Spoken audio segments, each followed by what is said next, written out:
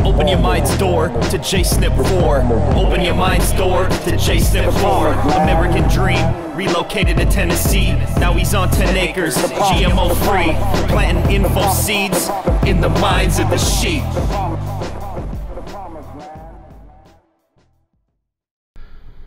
Alright, I listened to the Lindsey Williams thing last night.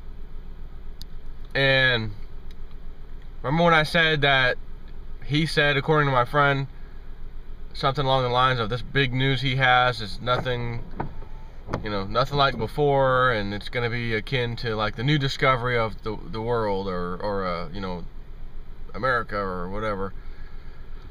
Ugh. Now, I don't know if I wasn't paying attention for part of the time or what, but I don't recall hearing him use those words at all last night. But I jotted down, I mean, it's worth listening to, but for sure, I jotted down kind of what I thought was the most important stuff, I guess. And he says the elite, again, with Syria and all that stuff.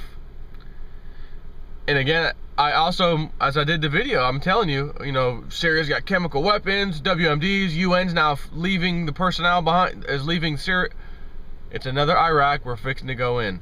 We are fixing to go in. We've had enough. The elite can't wait any longer. They've tried to do it. UN won't allow it. The votes keep getting vetoed. We gotta go old school, which is the lies and the BS that we always do. So he says they are still way behind on their agenda. Don't worry, prices will still be going up, and the dollar dying which is currently taking place, and it will continue to dive each month, as you will see.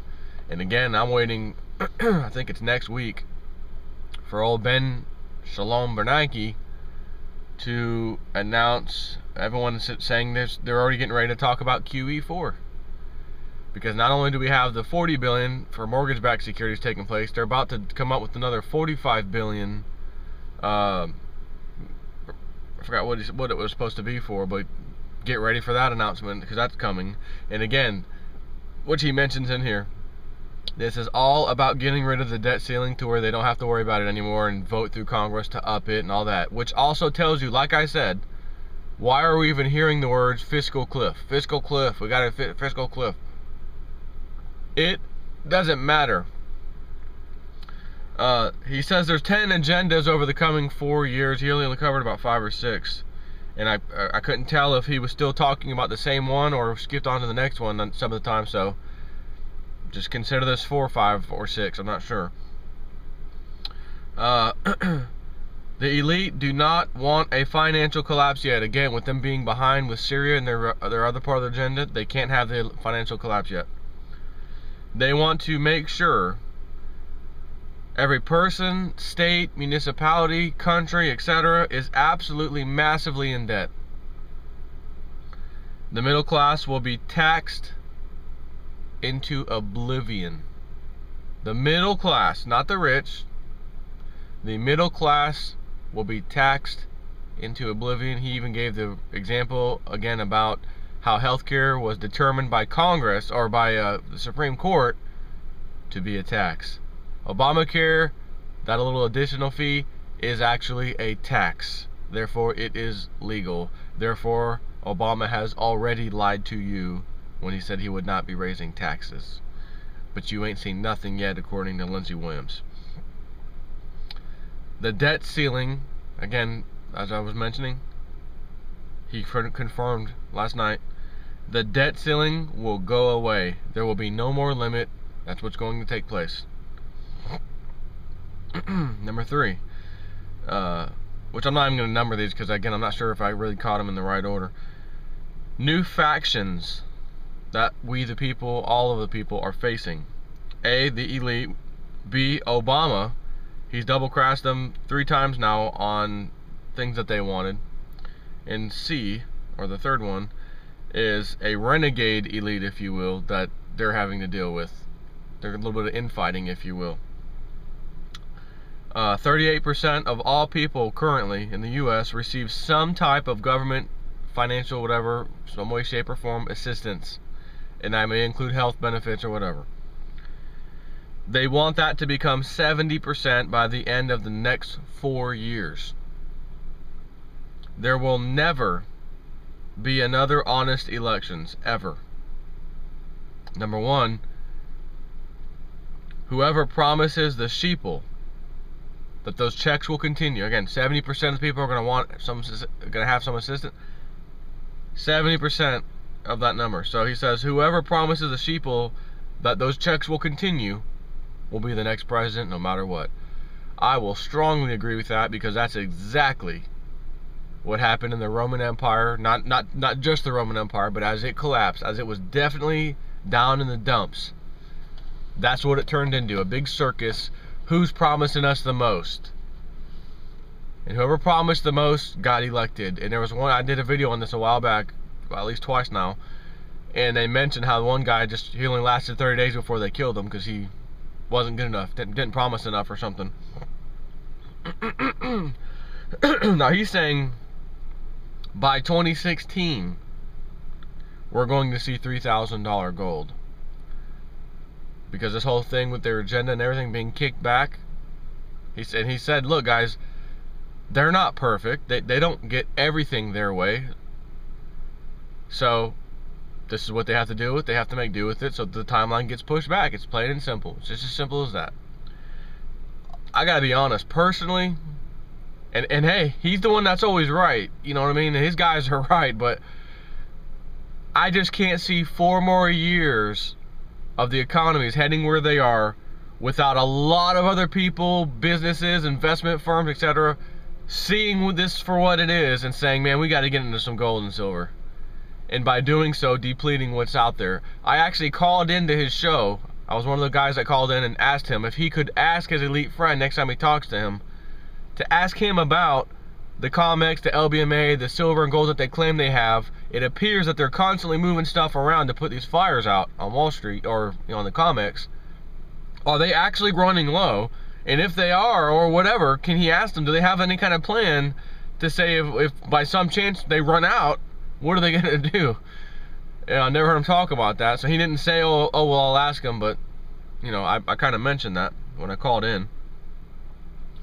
The elite have plans to confiscate churches via foreclosing on them, because they won't be able to make their payments either. He says, make sure your church, if you go to a church, is paid off and you don't own nothing. The pastor or whatever doesn't own nothing. It is paid for. And you know what, Pastor Dow has no debt. Everything's paid for. You gotta love that guy. Millions of, this is another one I hadn't heard yet. Millions, via Obama in them, millions of Muslims will be brought into the U.S. over the next several years and given citizenship. This is where the elite and Obama strongly disagree, according to him. But as we all know, Obama is a Muslim and is going to do what he feels is right. And that is going to include bringing in, as I said, millions of Muslims. Now think about that. If you just bring people in all of a sudden, hey, you're a citizen. And I'm talking, you know, let's just say average Muslims wherever in the Middle East. I mean, I think it's going to be pretty safe to say, because I've seen all these videos over the years of what it looks like in Iraq and Afghanistan and all these places we've been over there. And what we would call that over here would be a complete hellhole. Yet those people live fine every day, whatever. That's just their life. They're used to it. No big deal. To us, you know, Americans, just living the way we do, that's like a hellhole. So you get those people, bring them over here, and it's like, did we just win the lottery or something? Because we got over here for free. We're getting all kinds of assistance. I mean, obviously, you can't just pull millions of Muslim people over here and say, oh, go find a job and you're on your own. No, it's not going to be that way. It's going to be, hey, we need 70% of you guys relying on the government for some kind of help. we're going to gladly help you to get you on your feet, which will ultimately be never. So we're always going to be helping them, or most of them. Because again, with our own job situation and the way it is right now, can you imagine bringing in millions of any other person into our country and giving them citizenship and then now competing with them for jobs? This is incredible.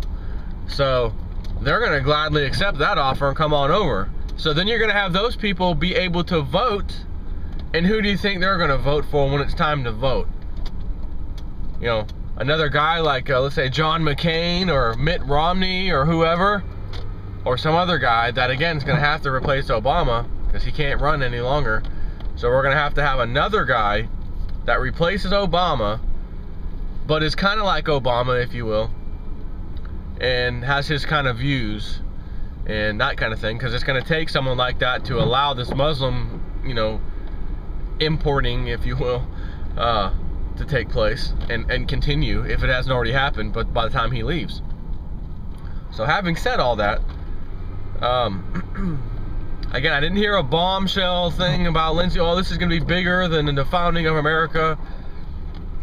And if he happened to say it last night, maybe I was, you know, I did go into the kitchen a couple of times while it was playing and, you know, get a drink and stuff.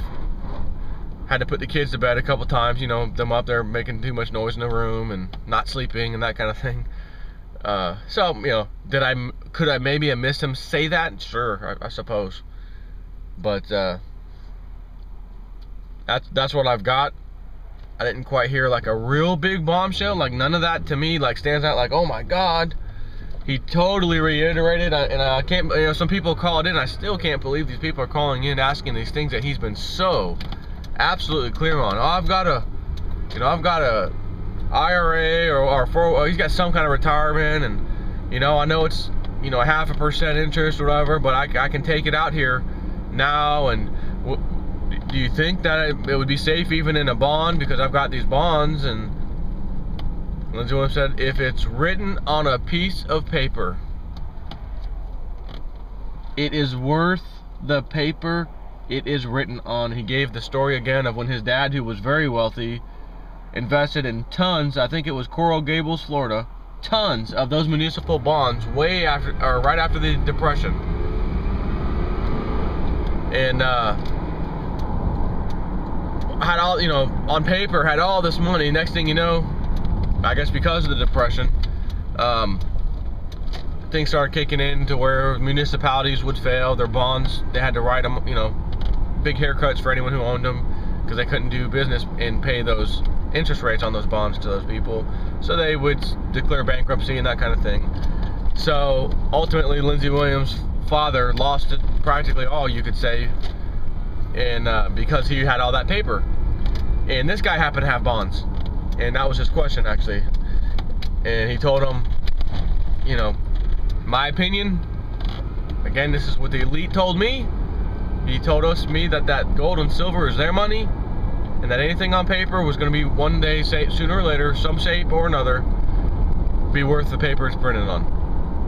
You can already see Greece, a country, not even a municipality, a country of Greece, where they're writing down their bonds and basically writing them off, and people are losing. So it's going to be the same thing here. We're just not there yet. Those countries are going to go first, and that's about it. So take care.